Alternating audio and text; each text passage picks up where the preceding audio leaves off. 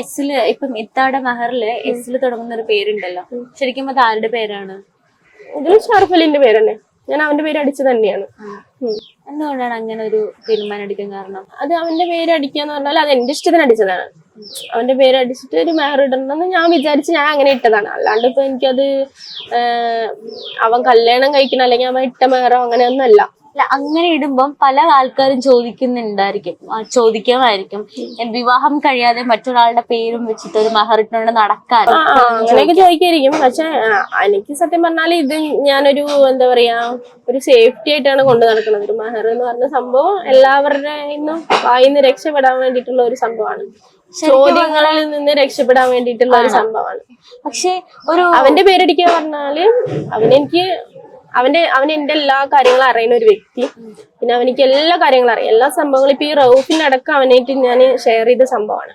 അപ്പൊ അതുകൊണ്ടാണ് ഞാൻ അങ്ങനെ അവന്റെ പേര് അടിക്കാൻ കാരണം മെയിനായിട്ട്. ആണ്.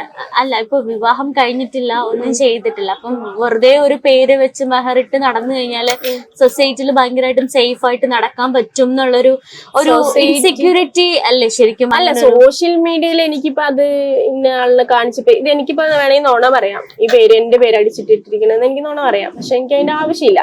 പിന്നെ ഇപ്പൊ എത്ര കുട്ടികൾ ഇപ്പോ മോതിരത്തിലായാലും വേറുള്ളതിലായാലും പേരടിച്ചിട്ട് കഴുത്തിലേക്ക് ഇടുന്നുണ്ട്. അങ്ങനെയൊക്കെ ഉണ്ടല്ലോ. അതുപോലെ കരുതിയതല്ല. അപ്പൊ മെഹറിൽ തന്നെ അടിച്ചിട്ടിരുന്നോ ഒരു ലോക്കറ്റ് ചെയിനും വാങ്ങിയിട്ടു, അത്രേ ഉള്ളൂ.